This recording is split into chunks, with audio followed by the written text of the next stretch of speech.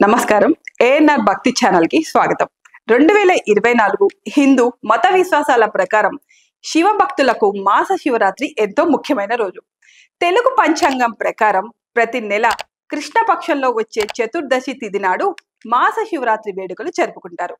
ప్రదోష కాలానికి స్పర్శ ఉన్న సమయాన్నే చతుర్దశి తిథిగా పరిగణిస్తారు. ఈ పవిత్రమైన రోజున ఉపవాస దీక్షను చేపట్టి శివ పార్వతులను పూజిస్తే జీవితంలోని కష్టాలన్నీ తొలగిపోతాయని చాలా మంది నమ్ముతారు.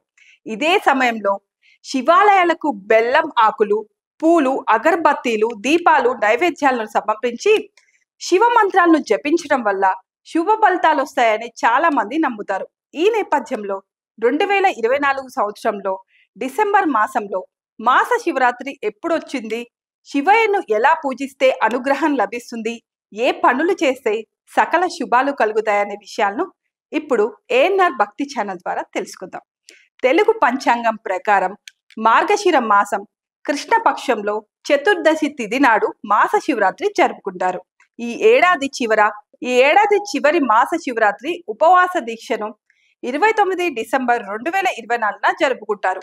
ఈ చతుర్దశి తిథి 29వ తేదీ తెల్లవారుజామున 3:32 ప్రారంభమై మరుసటి రోజు అంటే 30 డిసెంబర్ 2024 తెల్లవారుజామున 4:01 వరకు ఉంటుంది. ఈ మాస శివరాత్రి వేళ శివయ్యను ఆరాధించడానికి డిసెంబర్ 29 ఆదివారం రాత్రి 11:26 మరుసటి రోజు డిసెంబర్ 30న మధ్యాహ్నం 12:51 వరకు ఉంటుంది. మాస శివరాత్రి వేళ శివయ్యను పూజించడానికి నిశిత కాలం అత్యంత పవిత్రమైన సమయం అని పండితులు చెబుతున్నారు.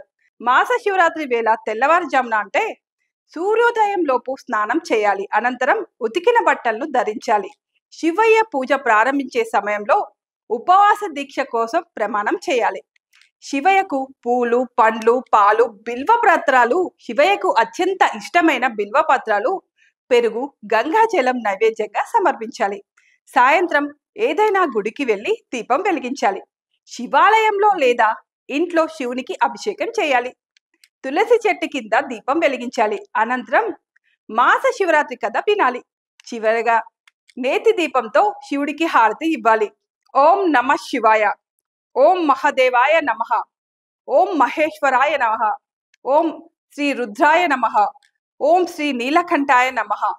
అదేవిధంగా శ్రీ లక్ష్మీ నరసింహస్వామి సహస్రనామ పారాయణం చేయాలి. ఇలా చేయడం వల్ల మీకు సకల పాపాలు తొలగిపోతాయి, కష్టాల నుంచి విముక్తి లభిస్తుందని పండితులు చెబుతున్నారు. మాస శివరాత్రి వేళ ఉపవాస దీక్షని ఎంతో ప్రాముఖ్యత ఉంది. ఎవరైతే వ్రతాన్ని ఆచరిస్తారో వారికి శివ పార్వతుల అనుగ్రహంతో వైవాహిక జీవితం సుఖ సంతోషాలతో ఉంటుంది. అంతేకాదు మీ వివాహ జీవితంలో ఎదురయ్యే సమస్యలన్నీ పరిష్కారం అవుతాయి. అంతేకాదు పెళ్లి కాని వారికి మంచి భాగస్వామి దొరుకుతారు. అంతేకాదు ఈ పవిత్రమైన రోజున ఎవరైతే వివాహ సమస్యలు ఎదుర్కొంటూ ఉంటారో వారందరూ మాస శివరాత్రి వేళ శ్రీ లక్ష్మీ నరసింహస్వామి కళ్యాణం జరిపించాలి.